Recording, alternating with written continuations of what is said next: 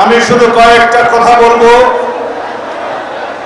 আমি আজকে তারুণ্যের কথা বলতে এসেছি। বাংলাদেশে তারুণ্যের ভাবনা কি হওয়া উচিত সেটা শুনতে এসেছি।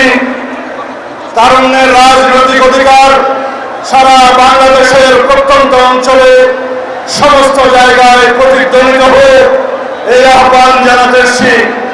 আমরা এমন একটি রাষ্ট্র নির্মাণ করতে চাই, গণঅভ্যুত্থান পরবর্তীতে এদেশের শহীদের রক্তের আকাঙ্ক্ষা অনুযায়ী, জনগণের প্রত্যাশা অনুযায়ী তারুণ্য নির্ভর বাংলাদেশের একটি এমন স্বাধীন, সার্বভৌম, কার্যকর গণতান্ত্রিক রাষ্ট্র নির্মাণ করতে চাই। সেই রাষ্ট্রে এই তরুণরাই হবে মূল চালিকা শক্তি। আমরা ফ্যাসিবাদ বিরোধী জাতীয় ঐক্য যেটা সৃষ্টি হয়েছিল, সেই জাতীয় ঐক্যে ফাটল ধরানোর চেষ্টা লক্ষ্য করছি। অত্যন্ত সুকৌশলে গণতান্ত্রিক শক্তিগুলোর মধ্যে বিভেদ সৃষ্টির পায়তারা চলছে। আমরা বলতে বসছি ফ্যাসিস্ট আওয়ামী লীগের অত্যাচারের কথা, নির্যাতনের কথা। আমরা বলতে বসছি এই ফ্যাসিবাদী আমলের লুটপাট দুর্নীতির কথা, গুম খুন অপহরণের কথা। আমরা রক্ত দিয়েছি, এদেশের মানুষ রক্ত দিয়েছে গণতান্ত্রিক অধিকার প্রতিষ্ঠার জন্য। এদেশের মানুষ রক্ত দিয়েছে আইনের শাসন জারি করার জন্য। আমরা রক্ত দিয়ে সংগ্রাম করেছি আদালতের রায়ের সুষ্ঠু বাস্তবায়ন করার জন্য। আমরা দেখতে পাচ্ছি আজকে আইনের শাসন হুমকির মুখে লেগে আমরা দেখতে পাচ্ছি আদালতের রায় কার্যকর করা হয় না। সেই পরিস্থিতিতে আমরা আহ্বান জানাবো, আমরা যেন সকলে ঐক্যবদ্ধ থাকি, গণতন্ত্রের পক্ষে সকল শক্তির মধ্যে দৃঢ় ইস্পাত দৃঢ় আমরা সংকল্প তৈরি করি, ঐক্য তৈরি করি। বাংলাদেশের সামনে যাতে কোনোদিন আবার নব্য স্বৈরাচারের উৎপাদন না হয়, ফ্যাসিবাদের উৎপত্তি না হয়।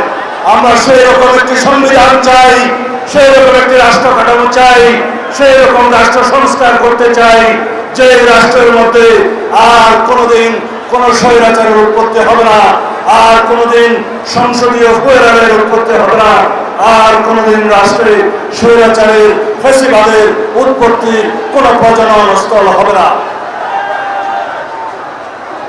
এই দেশে আমরা জানি 200 বছরের ব্রিটিশ শাসনের সময় ইস্ট ইন্ডিয়া কোম্পানি যে লুটপাট করেছিল তার চাইতেও বহুগুণ লুটপাট করেছে আওয়ামী ফ্যাসিবাদী শক্তি। তারা বিগত 15-16 বছরে প্রতি বছর 2 লক্ষ কোটি টাকা করে মোট প্রায় 30 লক্ষ কোটি টাকা এদেশের জনগণের সম্পদ বিদেশে পাচার করেছে। তারা 4 লক্ষ কোটি টাকা ব্যাংকের খেলাপি ঋণ রেখে দিয়েছে, দেশের মানুষের টাকা লুটপাট তছরূপ করেছে। মেগা প্রকল্পের নামে 2,80,000 কোটি টাকা মেগা দুর্নীতি করেছে এই ফ্যাসিস্ট হাসিনা। তারা বাংলাদেশে যে রকম রাজনৈতিক বিবেচনায় ব্যাংকিং খাতে লোন দিয়েছে, ঋণ দিয়েছে, সেই ঋণ দিয়ে 24টা পদ্মা সেতু করা যেত, এই কথা আমি বলছি না। এই সমস্ত তথ্য দেবপ্রিয় ভট্টাচার্যের নেতৃত্বে গঠিত শ্বেতপত্র কমিটির রিপোর্টে প্রদান করা হয়েছে। আমরা আজকে আওয়ামী দুর্নীতির ইতিহাস মানুষকে স্মরণ করিয়ে দিতে চাই। আমরা যেন পরস্পর ফ্যাসিবাদ বিরোধী গণতান্ত্রিক আন্দোলনে যে সমস্ত শক্তি আছি তারা যেন আমরা একতাবদ্ধ হই। আমাদের একমাত্র শত্রু, রাজনীতির শত্রু, এই দেশের গণশত্রু শেখ হাসিনা এবং আওয়ামী লীগকে প্রতিহত করেছিল। এটাই আমাদের শপথ হোক।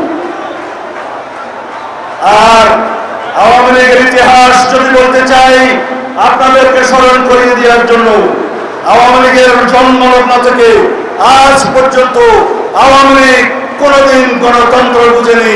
গণতন্ত্র তারা বিলুপ্ত করেছে স্বৈরতন্ত্রের তারা প্রতিষ্ঠা করেছে, তারা বাংলাদেশের হত্যা যজ্ঞের রাজনীতি করেছে, কখনো রক্ষী বাহিনীর মাধ্যমে, কখনো রাষ্ট্রীয় সন্ত্রাসের মাধ্যমে, কখনো ছাত্রলীগ যুবলীগের মাধ্যমে।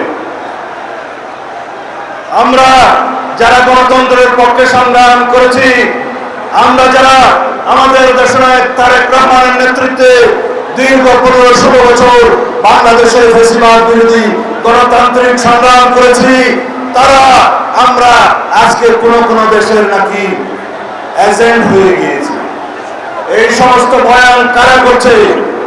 যারা আমাদের বক্তব্য মনে করে এই দেশের গণতন্ত্রের পক্ষে কথা, যারা মনে করে আমরা এদেশের স্বাধীনতা সার্বভৌমত্ব রক্ষা করার পক্ষে কথা বলছি, তারা মনে করে তারা তার বিরুদ্ধে। আমরা বুঝি এই দেশে পরস্পরের মধ্যে বিভেদ সৃষ্টির মধ্য দিয়ে ফ্যাসিবাদী শক্তি নতুন করে আবার পায়তারা করছে এদের মাধ্যমে বাংলাদেশে প্রবেশ করার জন্য। আমরা নির্বাচনের রোডম্যাপ চেয়েছিলাম, আমরা কারো পদত্যাগ চাইনি।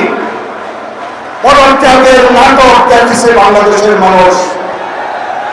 আমরা সুস্পষ্ট জাতীয় সংসদ নির্বাচনের জন্য অতি অবশ্যই ডিসেম্বরের মধ্যে একটি রোডম্যাপ চেয়েছি। আমরা গণতান্ত্রিক অধিকারের জন্য যদি কথা বলি, সেটা যদি আমাদের অপরাধ হয়, সেই অপরাধ আমরা বারংবার করতে থাকব। আমরা আশা করি এই সরকার আইনের শাসন প্রতিষ্ঠা করবে, আদালতের রায় কার্যকরের মধ্য দিয়ে ঈর্ষা ঘোষণের শপথ পাঠ করাবে, এই সরকার নির্বাচনের জন্য রোডম্যাপ প্রদান করবে। অন্যথায় যদি এই অন্তর্বর্তীকালীন নিরপেক্ষ সরকারের বিরুদ্ধে গণতন্ত্রের দাবিতে, নির্বাচনের দাবিতে বাংলাদেশের মানুষকে আন্দোলন করতে হয়, সেটা হবে ইতিহাসে একটি দুর্ভাগ্যজনক ঘটনা। আমি আর বেশি বক্তব্য দেব না, সবাইকে আহ্বান জানাচ্ছি, আমরা গণতন্ত্রের পক্ষে ফ্যাসিবাদের বিরুদ্ধে যে জাতীয় ঐক্য গড়ে তুলেছি, সেই ঐক্যকে শক্তিতে পরিণত করি। আমরা আমাদের একমাত্র দাবি হোক সবার আগে বাংলাদেশ। আমরা এই তারুণ্যের শক্তি নিয়ে বাংলাদেশকে সেই জায়গায় নিয়ে যাব, শান্তি, প্রগতি, সমৃদ্ধি এবং একটি সমৃদ্ধশালী দেশ হিসেবে আমরা এগিয়ে নিয়ে যাবো ইনশাআল্লাহ। আমাদের নেতা জনাব তারেক রহমানের নেতৃত্বে আগামী দিনে বাংলাদেশের গণতান্ত্রিক যাত্রায় আমাদের সকলের সম্মুখভাবে থাকবেন, এই প্রত্যাশা ব্যক্ত করে আমি বিদায় নিচ্ছি। খোদা হাফেজ।